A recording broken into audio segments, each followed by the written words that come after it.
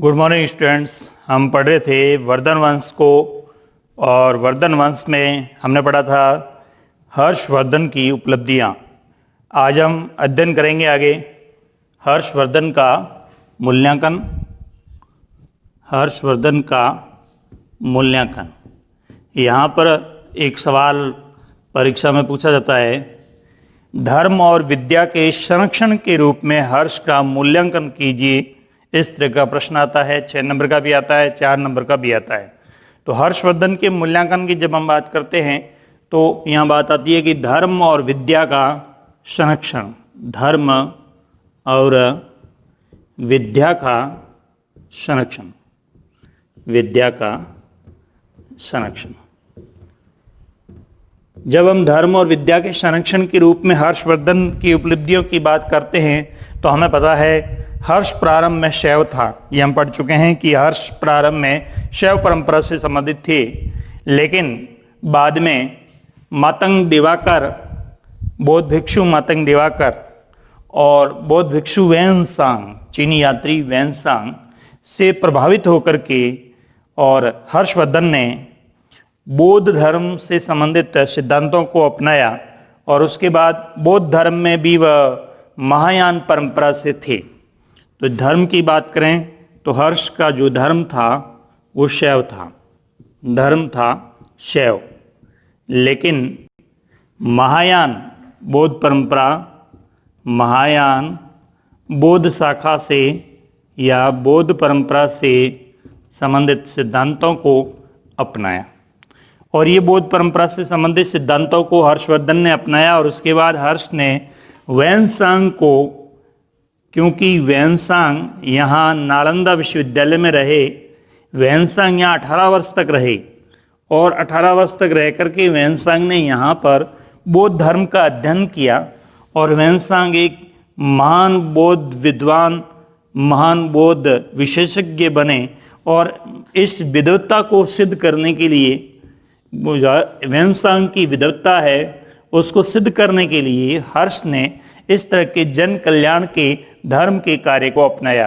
तो हम यहाँ बात कर रहे हैं कि हर्षवर्धन ने 643 ईस्वी में, 643 ईस्वी में एक कन्नौज में, कन्नौज उत्तर प्रदेश में कन्नौज धर्म परिषद का आयोजन किया, धर्म परिषद का आयोजन किया। और दूसरा 643 ईस्वी में ही हर्षवर्धन ने प्रयागराज में महामोक्ष परिषद का आयोजन किया, महामोक्ष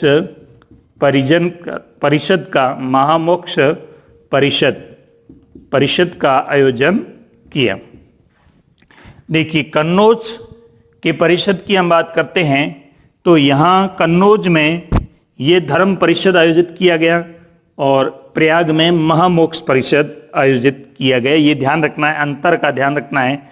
जब धर्म परिषद का आयोजन किया कन्नौज के अंदर तो इसकी अध्यक्षता जो है वो अध्यक्षता वैनसांग के नेतृत्व में हुई, यानी वैनसांग को इसका अध्यक्ष बनाया गया। उसके बाद समय लिखा हुआ ये 643 ईस्वी। समय का मतलब ये है कि ये कितने दिन तक चला, यानी जो कन्नौज का धर्म परिषद है वो कितने दिन चला, 23 दिन तक चला, 23 दिन तक चलाया गया।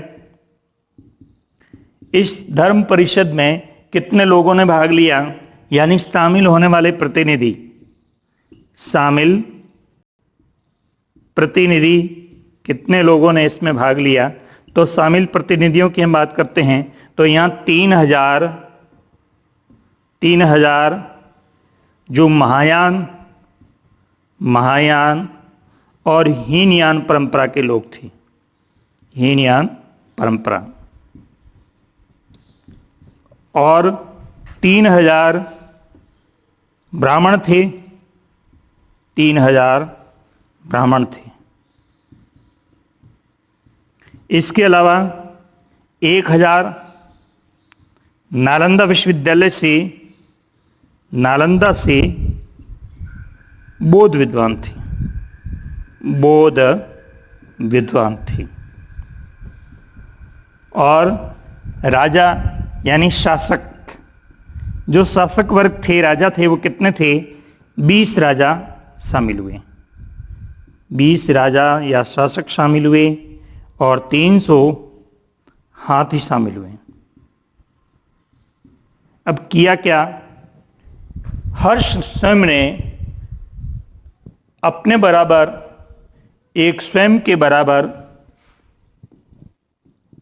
स्वयं के बराबर बुद्ध की सोने की मूर्ति बनाई, बुद्ध की सोने की मूर्ति बनाई और एक 3 फीट बुद्ध की मूर्ति और बनाई। इस मूर्ति को स्वर्ण जड़ित रेशम के कपड़ों से युक्त रेशम के कपड़े पहनाए गए और स्वर्ण जड़ित हीरे मोती और स्वर्ण सोने से पूर्ण रूप से इस मूर्ति को सजाया गया और एक स्तंभ पर स्थापित किया गया। स्थापित करने के बाद इन राजाओं के सामने, इन भिक्षुओं के सामने वेनसांग की विद्वत्ता सिद्ध करना चाहते थे कि वेनसांग कितना विद्वान है, ये सिद्ध करना चाहते थे। इसलिए हर्ष ने इन भिक्षुओं को चुनौती दी थी। चुनौती ये दी थी कि शास्त्रार्थ में कोई विद्वान व्यक्ति वेनसांग को हरा देगा, वेनसांग को हराएगा, उसे मैं अपना सिर अर्पित कर दूंगा, ऐसा इन्होंने कहा था। लेकिन कोई भी विद्वान व्यक्ति ऐसा नहीं था जिसने वेनसांग को हराया हो, अर्थात यहाँ पर वेनसांग की विद्वत्ता सिद्ध हो गई। इसके साथ साथ ये भी हुआ कि जो महायान परंपरा है, हीनयान के बजाय महायान परंपरा है, उस परंपरा को अधिक महत्व दिया गया और महायान परंपरा की श्रेष्ठता हर्ष ने सिद्ध कर दी। इसके साथ साथ ब्राह्मणों को, नालंदा विश्वविद्यालय के विद्वानों को और अन्य विद्वानों को बुलाना ये सिद्ध करता है कि हर्ष एक धर्म सहिष्णु व्यक्ति थे। हर्ष एक धर्म सहिष्णु व्यक्ति थे, सहिष्णु व्यक्ति। ध्यान दें, यहाँ पर जो साहित्य है, बौद्ध साहित्य है, उस बौद्ध साहित्य की ज्ञान को भी प्रस्तुत किया गया। इससे क्या सिद्ध होती है? इससे सिद्ध होता है कि हर्ष एक ज्ञान और विद्या दोनों के संरक्षित व्यक्ति थे, यानी विद्या का भी संरक्षण था और ज्ञान का भी संरक्षण था और इसके साथ साथ धर्म सहिष्णुता का भी संरक्षण था, यानी सभी धर्मों को बराबर महत्व दिया गया था। अब देखिए, दूसरा है प्रयाग महामोक्ष परिषद। देखिए, प्रयाग को हम महामोक्ष परिषद इसलिए कहते हैं कि यहाँ पर ध्यान रहे, यहाँ पर भी अध्यक्षता वेनसांग ने की थी, लेकिन यहाँ वेनसांग को एक उपाधि दी गई, महामोक्ष देवा, महामोक्ष देवा। देखिए, ये प्रयाग के अंदर गंगा और यमुना नदी, इन दोनों नदियों के संगम पर रेत में ये आयोजन, शिविर लगा करके आयोजन किया गया। इस आयोजन में 5 लाख भिक्षुओं ने भाग लिया, 5 लाख लोग शामिल हुए। इस सम्मेलन में 18 राजा शामिल हुए। यह सम्मेलन 75 दिन चला, 75 डेज, 75 दिन चला। अब इस सम्मेलन में क्या हुआ? इस सम्मेलन में मुख्य बात यह हुई, इस सम्मेलन में दान दक्षिणा सबसे अधिक की गई। दान दक्षिणा जो है वो इस सम्मेलन में सबसे अधिक हुई। और दान दक्षिणा में क्या हुआ? प्रथम दिन यदि हम देखें कि प्रथम दिन में हर्ष ने 3 फीट बुद्ध की सोने की मूर्ति थी, मूर्ति को नहलाया, गहने पहनवाए, वस्त्र पहनवाए और इसके साथ महायान ब्राह्मणों को यानी महायान बौद्ध भिक्षुओं को दान दिया। दूसरे दिन सूर्य की मूर्ति स्थापित की गई सूर्य की मूर्ति, और इस दिन हीनयान परंपरा के भिक्षुओं को दान दिया। तीसरे दिन शैव की मूर्ति स्थापित की, शैव की मूर्ति, और इस दिन भी ब्राह्मणों को दान दिया गया। इस तरह से, और चौथे दिन फिर बौद्ध धर्म से संबंधित, बुद्ध से संबंधित हीनयान परंपरा है उससे संबंधित और महायान परंपरा से संबंधित भिक्षुओं को फिर दान दिया गया। इस तरह की ये दान देने की जो प्रक्रिया है ये 75 दिन तक चली, और इस 75 दिनों में हर्षवर्धन ने अपने समस्त कोष को खाली कर दिया। यानी हर्षवर्धन के पास सेना के अलावा कुछ भी नहीं रहा, अर्थात समस्त सामग्री, हीरे, पन्ने, जवाहरात, जितनी भी सामग्री थी वो सब के सब ब्राह्मणों को और भिक्षुओं को दान दे दी गई। और दान देने के बाद हर्ष के पास, स्वयं के पास अपने पहनने के लिए स्वयं के वस्त्र नहीं थे, और इसीलिए इन्होंने क्या किया, बहिन प्रभावती गुप्ता से या गुप्त से वस्त्र मांगकर पहने, वस्त्र मांगकर पहने। इससे क्या सिद्ध होता है? इससे सिद्ध ये होता है कि हर्षवर्धन एक महान दानी विद्वान व्यक्ति होने के साथ साथ एक महान दानी व्यक्ति भी थे, और इन्होंने इतना दान दिया कि अपना कोष, अपना राज खजाना पूर्ण रूप से खाली कर दिया। और इससे सिद्ध होता है कि हर्षवर्धन एक जन कल्याणकारी शासक थे, जिन्होंने इस तरह से दान दे करके एक महान दानी के रूप में ख्याति प्राप्त कर ली। हर्षवर्धन के द्वारा किए गए कार्यों में ये दोनों ही परिषद, कन्नौज का धर्म परिषद और प्रयाग का महामोक्ष परिषद, हर्ष की विद्वत्ता को सिद्ध करते हैं। इसके अलावा हर्षवर्धन के दरबार में बाणभट्ट थे, बाणभट्ट और उसका पुत्र पुलिंद भट्ट। बाणभट्ट ने कादंबरी लिखा, संस्कृत का महान ग्रंथ कादंबरी, और बाणभट्ट ने हर्ष के बारे में हर्षचरित लिखा, जो इनकी जानकारी का एक महत्वपूर्ण स्रोत भी माना गया है। इसके अलावा हर्षवर्धन के दरबार में मातंग दिवाकर बौद्ध भिक्षु थे, विद्वान बौद्ध भिक्षु। जयसेन जैन विद्वान थे, जैन विद्वान। मयूर थे हर्षवर्धन के दरबार में, मयूर, जिन्होंने सूर्य शतक ग्रंथ लिखा, अष्टशतक ग्रंथ लिखा। अष्टशतक और सूर्य शतक ग्रंथों की रचना की गई मयूर के द्वारा हर्षवर्धन के दरबार में। हर्ष स्वयं विद्वान थे, हर्ष स्वयं ने 3 नाटक लिखे, नागानंद, रत्नावली और प्रियदर्शिका। ये स्वयं हर्ष स्वयं ने लिखे संस्कृत भाषा में। इससे सिद्ध होता है कि हर्षवर्धन एक विद्वान व्यक्ति थे। हर्ष के दरबार में बाणभट्ट थे, जिन्होंने कादंबरी और हर्षचरित ग्रंथों की रचना की। हर्षचरित पूर्ण नहीं हुआ बाणभट्ट के द्वारा, इसलिए उसके पुत्र पुलिंद भट्ट ने इसको पूर्ण किया। उसके बाद मातंग दिवाकर बौद्ध भिक्षु इनके दरबार में थे। जयसेन जैन विद्वान जो हर्षवर्धन के दरबार में थे। मयूर हर्षवर्धन के दरबार में महान विद्वान व्यक्ति थे, जिन्होंने सूर्य शतक और अष्टशतक जैसे ग्रंथ लिखे। हर्ष स्वयं संस्कृत के विद्वान थे। सिद्ध होता है नागानंद, रत्नावली और प्रियदर्शिका 3 ग्रंथ जो है वो हर्ष स्वयं के द्वारा लिखे गए। इसका मतलब ये हुआ कि हर्ष एक महान विद्वान व्यक्ति थे। ये प्रश्न है, हर्षवर्धन एक धर्म और विद्या के संरक्षण के रूप में महान व्यक्ति थे, कैसे मूल्यांकन कीजिए?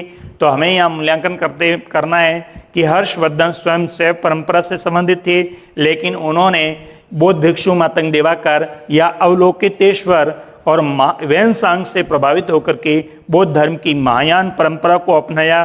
इसके साथ ही हर्षवर्धन एक धर्म सहिष्णु और विद्या के संरक्षित व्यक्ति थे। हर्ष ने अपने जीवन काल में 2 परिषदों का आयोजन किया। कन्नौज परिषद, जिसे धर्म परिषद कहते हैं, 643 ईस्वी में आयोजित किया गया वैन संघ की अध्यक्षता में, जो 23 दिन चला, जिसमें 3000 हीनयान और महायान परंपरा के लोग शामिल हुए और 3000 ब्राह्मण शामिल हुए। 1000 नालंदा विश्वविद्यालय के विद्वान शामिल हुए। 20 राजाओं ने भाग लिया। 300 हाथी इसमें शामिल हुए और इस तरह से शास्त्रार्थ हुआ और शास्त्रार्थ के माध्यम से वैन संघ की विद्वत्ता को सिद्ध किया गया और स्वयं के बराबर एक बुद्ध की सोने की मूर्ति बना करके उसको एक ऊंचे खंबे पर स्थापित किया गया। उन्हें मोती और रेशम के कपड़े पहना करके उनको सजाया गया और उसके बाद जुलूस निकाला गया और इस तरह की वैन संघ की विद्वत्ता को सिद्ध किया गया। उसके बाद 643 ईस्वी में ही प्रयाग में महामोक्ष परिषद हुआ। ये 6वां परिषद था, ये 6ठा परिषद था, ध्यान रहे ये 6ठा परिषद था। इससे पहले 5 परिषद हो चुके थे क्योंकि ये परिषद चलते रहते थे। ये प्रयाग में गंगा और यमुना के संगम पर रेत पर यहाँ शिविर लगा करके इसका आयोजन किया गया, जिसके अंदर 5 लाख लोग शामिल हुए, यानी भिक्षु, महायान, हीनयान, ब्राह्मण सब शामिल थे। 18 राजा शामिल हुए। ये 75 दिन तक चला। इसकी अध्यक्षता भी वैन संघ की। वैन संघ को यहाँ महामोक्ष देवा की उपाधि दी गई और उसके बाद हर्ष ने 3 फीट बुद्ध की मूर्ति स्थापित करके और पहले दिन और उसके बाद दान दक्षिणा की परंपरा की शुरुआत की। दूसरे दिन सूर्य की मूर्ति स्थापित करके ब्राह्मणों को दान दिया। तीसरे दिन शैव की मूर्ति स्थापित करके इस तरह से ये दान देने की परंपरा है वो 75 दिन तक चली और इस दान देने की परंपरा में हर्ष ने अपना खजाना खाली कर दिया। संपूर्ण संपत्ति है वो भिक्षुओं को दान कर दी और उसके बाद स्वयं ने अपनी बहन प्रभावती गुप्त से वस्त्र मांगकर पहने। ऐसे हर्षवर्धन एक महान दानी शासक सिद्ध हुए। हर्षवर्धन विद्वान व्यक्ति भी थे क्योंकि उनके दरबार में बाण भट्ट, पुलिंद भट्ट, मान भट्ट ने कादम्बरी हर्षचरित की रचना की। मातंग दिवाकर बौद्ध भिक्षु थे। जैन विद्वान थे। मयूर, जिन्होंने सूर्य शतक और अष्टशतक ग्रंथों की रचना की। हर्ष स्वयं संस्कृत के विद्वान थे। नागार्जुन रत्नावली और प्रियदर्शिका जैसे ग्रंथों की रचना की। तो ये हर्ष का पूर्ण रूप से मूल्यांकन है।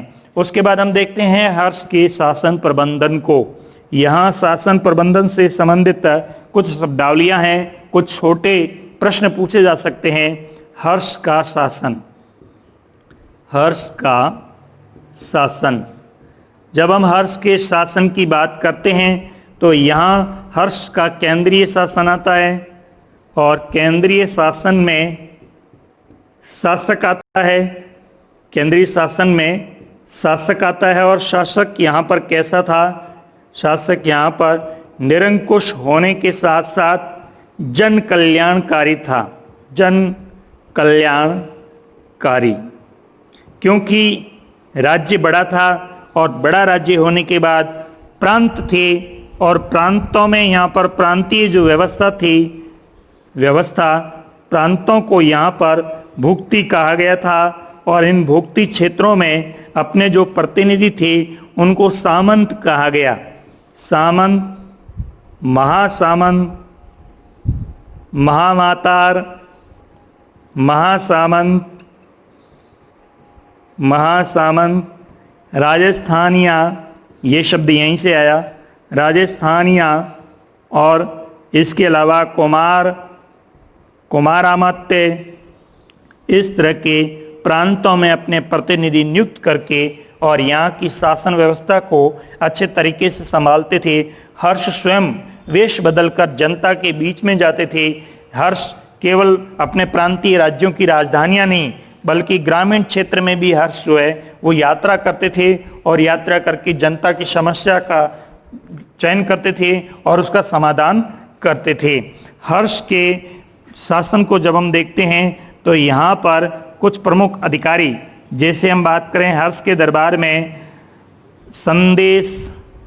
संदेश वाहक को यहाँ पर दीर्घध्वज कहा गया। दीर्घध्वज के रूप में संदेश वाहक को माना गया। हर्ष के जो गुप्तचर थे, हर्ष के गुप्तचरों को सर्वगत के नाम से जाना गया, सर्वगत कहा गया। हर्ष के दरबार में अवंती नामक व्यक्ति को विदेश मंत्री कहा गया, विदेश मंत्री के नाम से जाना गया।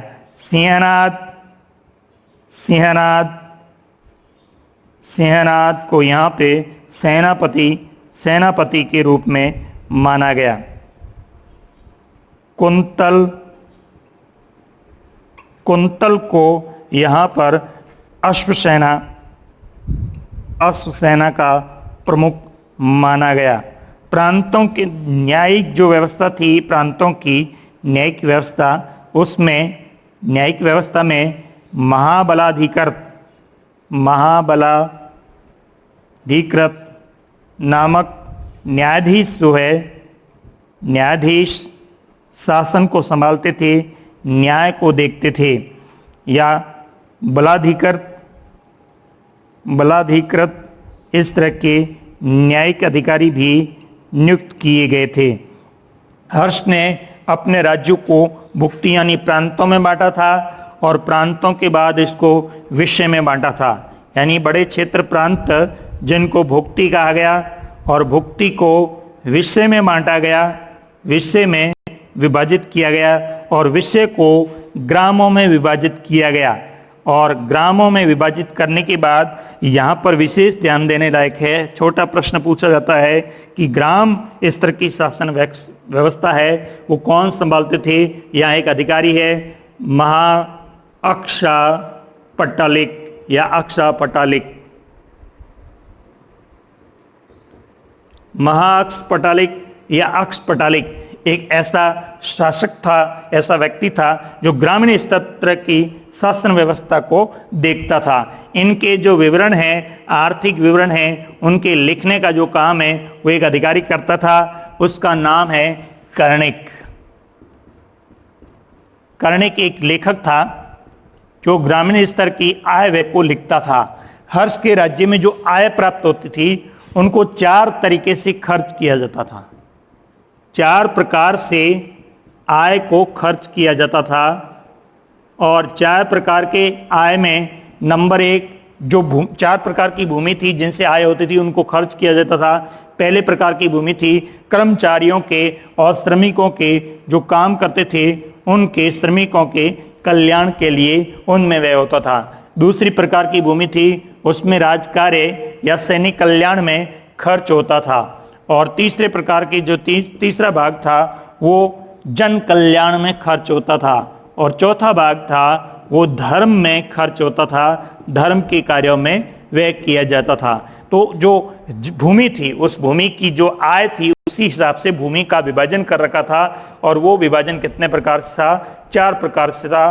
प्रथम प्रकार में श्रमिकों के लिए और कर्मचारियों के लिए था वेतन के रूप में, और दूसरे प्रकार में सैनिकों के लिए सैनिक व्यय जो होता था वो उसके रूप में था, और तीसरा जन कल्याण के रूप में जो भूमि थी उसका उपयोग होता था, और चौथा है वो धर्म के कार्यों में, यानी राज्य की कुल आय का चौथा हिस्सा है वो धर्म के कार्यों में खर्च किया जाता था। एक बार देखिए, हर्ष के शासन व्यवस्था केंद्रीय शासन निरंकुश होने के बाद जन कल्याणकारी थे, स्वयं वेश बदलकर जनता के बीच जाते थे और जनता की समस्या को संभालते थे। इसके अलावा उनका बड़ा राज्य था इसलिए प्रांतीय व्यवस्था थी, अपने राज्य को अनेक प्रांतों में विभाजित कर रखा था जिसको भुक्ति कहा जाता था। और प्रांतों में सामंत, महामातार सामंत, महासामंत, राजस्थानिया, कुमार आमत है, इस प्रकार के प्रांतीय अधिकारियों की नियुक्ति हर्ष ने की थी। हर्ष के संदेशवाहक थे, जिस तरह से हमने पढ़ा था पहले गुप्त काल में संदेशवाहक, उसी तरह से यहाँ पर जो संदेशवाहक है उनको हम दीर्घ ध्वज के रूप में जानते हैं। यहाँ की जो गुप्तचर व्यवस्था है, गुप्तचर के अधिकारी को सर्वगत के रूप में, सर्वगत के नाम से जाना गया।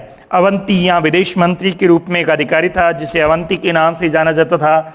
यहाँ पर सेनाधिपति था, सेनाधिकारी था जिसको सिंहनाद के रूप में जानते थे। यहाँ अश्वसेना का प्रमुख था, अश्वसेना के प्रमुख को कुंतल कहा जाता था। न्यायिक प्रणाली में न्यायाधीश होते थे, उन्हें बलाधिकृत, महाबलाधिकृत के नाम से जाना जाता था। राज्य बड़ा होने के कारण राज्य को प्रांतों में बांटा था, प्रांतों को भुक्ति कहा जाता था और भुक्ति को अनेक विषयों में विभाजित किया गया था और विषय को अनेक ग्रामों में बांटा गया था। और ग्राम का जो प्रमुख अधिकारी था इसको महाअक्षपटालिक नाम से जाना जाता था। और इसके अलावा ग्रामीण स्तर पर जो लेखन का काम करते थे, हिसाब किताब लिखते थे, विवरण लिखते थे, उनको कर्णिक के रूप में जाना गया।